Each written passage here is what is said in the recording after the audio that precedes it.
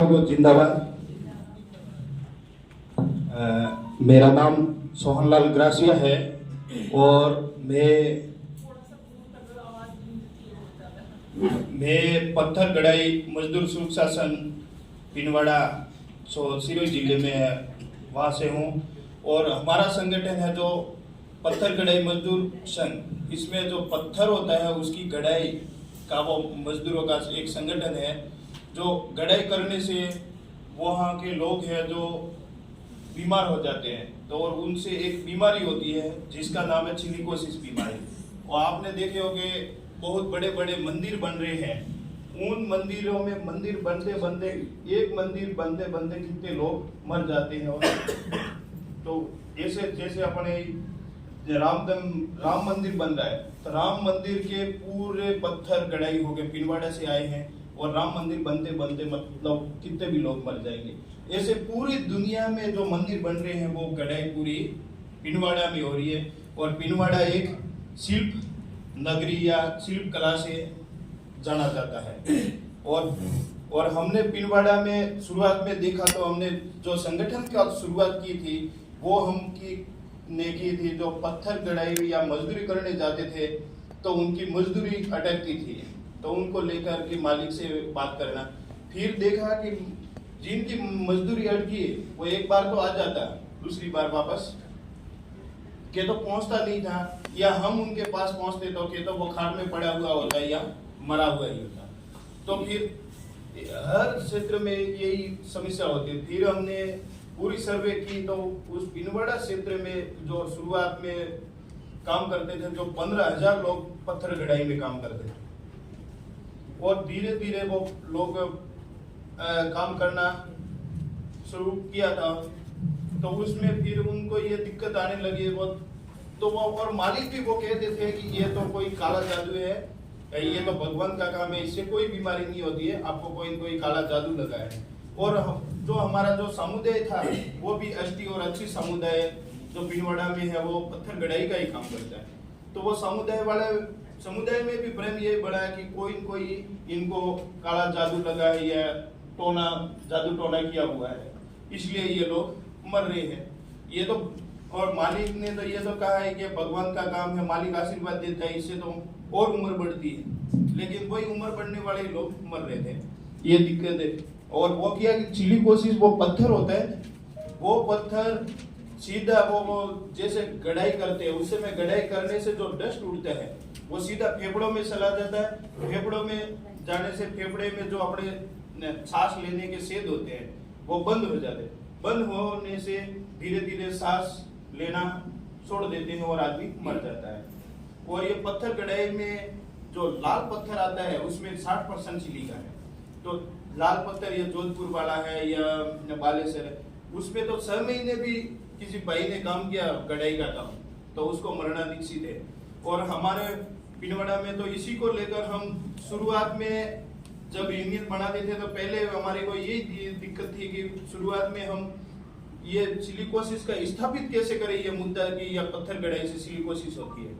तो इनके लिए फिर हम 10 लोगों को लेके गए जांच के लिए।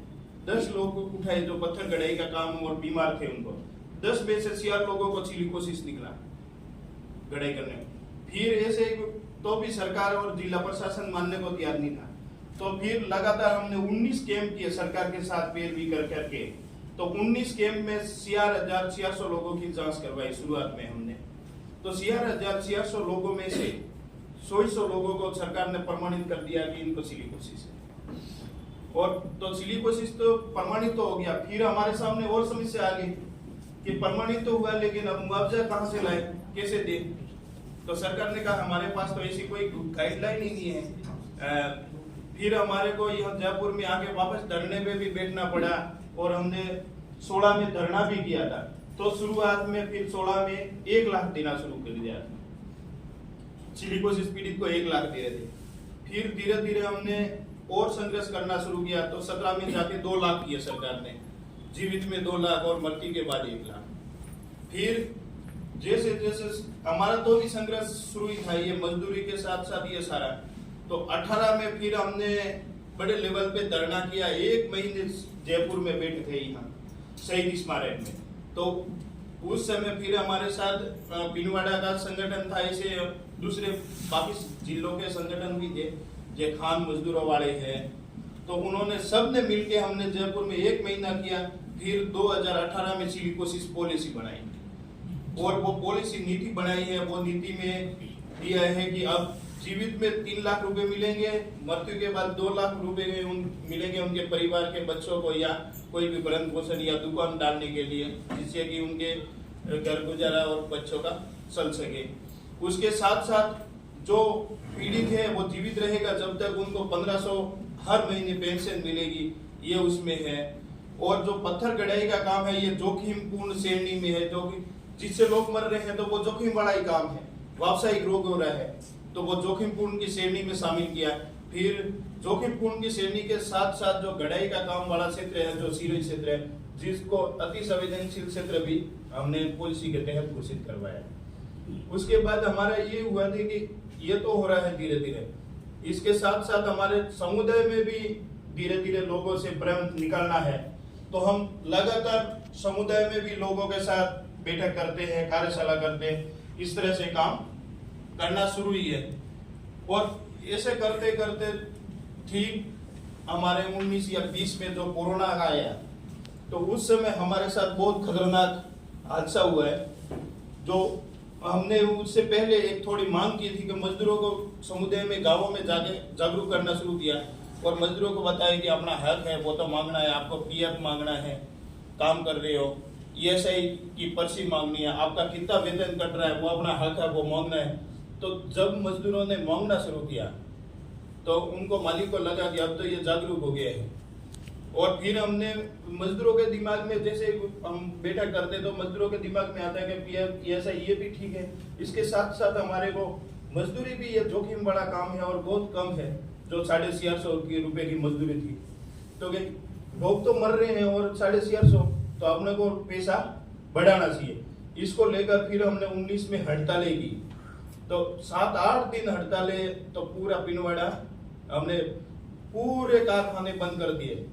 तो उसमें भी हमारे साथ ये हुआ कि मालिकों ने, मालिक भी 248 फैक्ट्री है, एक फैक्ट्री नहीं थी, अलग अलग थी। तो हर फैक्ट्री में तो मालिकों ने भी हमारे मजदूरों को तोड़ने का साजिश रही। किसी को कहा कि आपको तो 700 रुपए दे देंगे, ये तो 50 रुपए की ज्यादा मांग कर रहे हैं, आपको 50 नहीं 700 रुपए देंगे, आप निकल जाओ, धरने में मत आओ। किसी को रात को घर, फिर हमने भी कहा कि ये तोड़ रहे हैं तो अपन को वापस जोड़ना है, तो हम रात को 12-12 बजे उनके घर गए, लेकिन धरना चलाए। आखिर में हमारी जीत हुई और 50 रुपए की जगह 30 रुपए तो बढ़ाई और सबको वेतन पर्ची मिलना शुरू हुआ। पीएफ में इसके लिए हमने लड़ाई लड़ी। उसके बाद फिर हमने धरना के बाद उन्होंने, फिर उनको लगा कि यही सारे नेता बनते हैं या नेतागिरी करते हैं, ये करवाते हैं। और ये पिनवाड़ा में कभी मजदूरों ने आवाज नहीं उठाई। फिर हमने जब संगठन बनाया तो पहली बार ये पिनवाड़ा में हुआ था। तो उनको लगा कि ये पहली बार किया तो अब इनको धीरे धीरे तोड़ना पड़ेगा। तो उन्होंने एक एक को निकलना शुरू किया। कोई कहा है आप आए नहीं हो, आप काम सही नहीं किया, आप लेट आए, या इतने दिन कहाँ गए थे, तो वैसे करके कोई बहाना करके निकालना शुरू किया। तो उन्होंने निकालना शुरू किया तो हमने फिर धीरे धीरे वो टर्मिनेट करते गए। तो हमने धीरे धीरे मुकदमा लगाना शुरू किया टर्मिनेट का, कि आपने किस कारण निकाला। तो कार्य बर्खास्ती के मुकदमे लगाने शुरू किए। तो हमने भी वापस काम शुरू ही रखा। तो जैसे ही कोरोना आया तो हमारे ये मदन दी है और बहुत सारे साथी काम करते थे 248 से, उसमें से 3-4 फैक्ट्रियों ऐसे थी उनमें हजारों लोग काम कर रहे थे। उन फैक्ट्रियों की बंद कर दी। उन्होंने कहा कि हमारे पास कोरोना में कोई सामान है नहीं है, तो इसलिए हम आपको नहीं रख सकते, कारखाना बंद कर दें।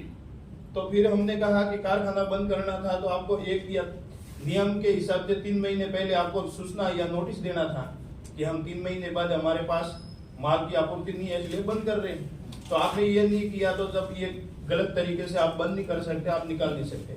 तो फिर हम वार्ता ही चली। वार्ता में भी हमारी वो वार्ता सफल नहीं हुई। जॉइंट लेबर कमिश्नर आए थे जयपुर से, जोधपुर से, तो वार्ता फिर लेबर कोर्ट में, तो लेबर कोर्ट से भी हमारी लगभग जीत हुई है। अभी हाई कोर्ट में केस चल रहे हैं। ऐसे 2-3 जगह के नाना के हैं, पिनवाड़ा के हैं, ये केस चल रहे हैं, टर्मिनेशन के केस चल रहे हैं हमारे।